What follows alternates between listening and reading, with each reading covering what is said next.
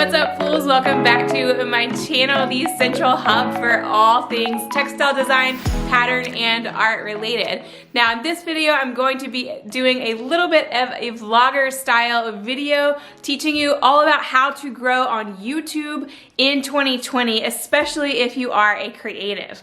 All right, let's dive in.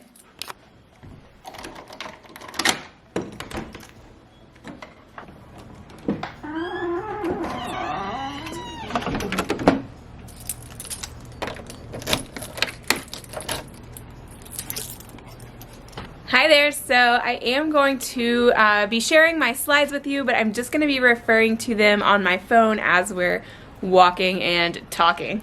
So the very first slide is kind of my Ask Me Anything slide that is available in my Design Tribe Facebook group. So basically this prompt is just allowing you to ask me really anything that you want about textile design or anything about growing your design business online.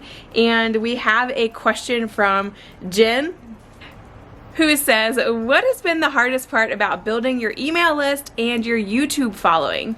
Any suggestions and tips for continued growth? So I covered the email list portion in another video that you can find right here, but today I'm going to be going over how to grow your YouTube channel, especially as a creative. So let's dive in. So whether you're just starting out on YouTube or whether you have been doing YouTube for a while, I highly recommend buying the book YouTube Secrets, because it has helped me out a ton. It is chock full of great information and really goes through all of the foundational steps that you need to be successful on YouTube. So if you're interested in that book, go ahead and check out my description below and I will post the link to it there. So this is one that you have probably heard before, but it is definitely important to declare your niche. And you may think, well, I already do have a niche. For example, I have an art channel, but if you can niche down even further and be even more specific, it's gonna only help you become even more successful. For example, if you have an art channel, is it watercolor painting? Is it illustration? Is it gouache? You know, is it some type of painting? Is it some type of illustration? Is there a certain style that you can stick to? Like, what kind of art are you describing in your channel? And that way you're gonna only draw and attract that type of person to your specific channel and audience. You're going to attract a specific audience that is going to be that much more excited and invested in your paid offers because they're getting so much free content from you on YouTube for this one thing that they are super obsessed with. So one way that you can kind of determine who your target audience is, because sometimes it can be hard to know, you know, you could be like, oh, well, I'm good at doing acrylic painting and watercolor and gouache, so how do I know how to pick one?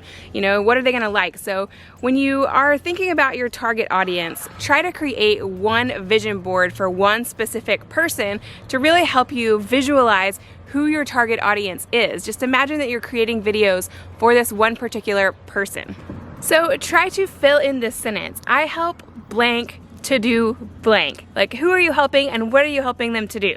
So it's okay to brainstorm and experiment when you're first starting out. I've totally done this as well. Not all of my videos are about textile design. However, I could see that as I was creating more and more videos around textile design, it ended up being some of the most viewed and the most popular videos on my channel. So that tells me that I need to make more videos about textile design. However, I don't want to totally box myself into textile design, so I do sometimes create videos like this where I'm answering questions from members of the Design Tribe and for you guys. So if you're interested in more videos like this for me, let me know down in the comments below.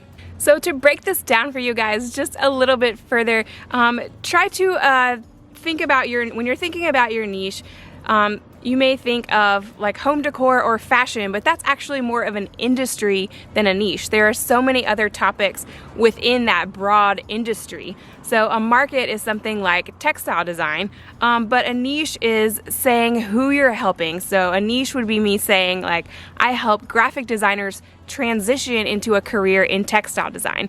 So that way it's super specific what my goal is and what I'm trying to help people do. I hope that makes sense. Okay, so number 2 is going to be to research different topics. So you're going to want to first install Keywords Everywhere, which is an amazing little plugin that you can plug into Chrome, and it is going to help you research all of your keywords. So you can sign up with TubeBuddy as well on YouTube, or vidIQ, or both. I personally use both because I get different benefits out of using both platforms. Then you'll want to also research your keywords on YouTube and on Google. YouTube is actually owned by Google, so YouTube is the second largest search engine after Google. So once you start researching your topics on Google and YouTube and in Keywords Everywhere, it's really going to help give you some individual topic ideas for each video, because you're going to see basically what you want to find while you're doing your keyword research is keywords that have low competition but high search volume, or at least medium search volume, so that you're getting some traction onto your YouTube videos when you make them. You always want to research before you press record.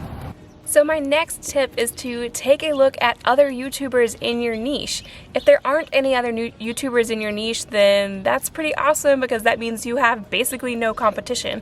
But in general, there should be at least 1 or 2 other YouTubers in your niche. So what you can do is you can go click on their videos and then sort by the most popular. So that really helps you understand what are some of the most popular videos in your niche that people are wanting to see and that are really engaging with.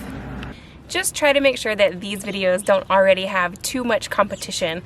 Otherwise, it's going to be really hard to get found on the first page of YouTube when someone is searching for this topic.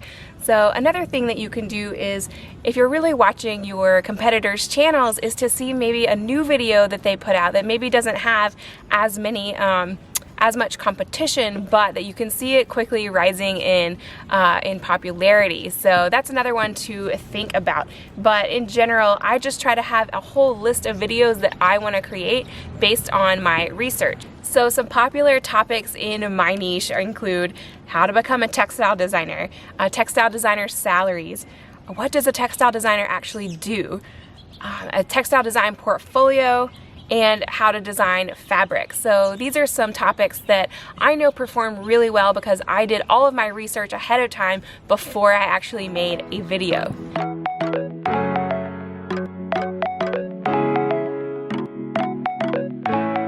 So leave me a comment below. Let me know if you have a YouTube channel, and if yes, what's your biggest struggle with YouTube right now?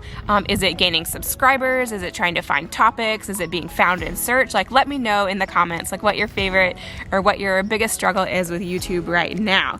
And make sure to check out the description to get my free PDF for the my top trend guide for 2020. If you haven't already joined my Facebook group, it's called the Design Tribe, and I do go live on video there, so you can interact with me on live video. And if you are, like, I just want to listen, but I have all this other crap to do, then make sure to subscribe to the podcast, because you can totally listen into all of this free value without having to drop everything to watch a video. So I extract a lot of my YouTube videos, I extract the audio from a lot of my YouTube videos and repurpose them as podcast episodes. So be sure to subscribe to the Design Tribe podcast there. Click the little bell to get notified. Make sure to subscribe to my channel. Like this video if you got something out of it. And guys, thank you so much for watching. I will see you in the next video. Bye guys.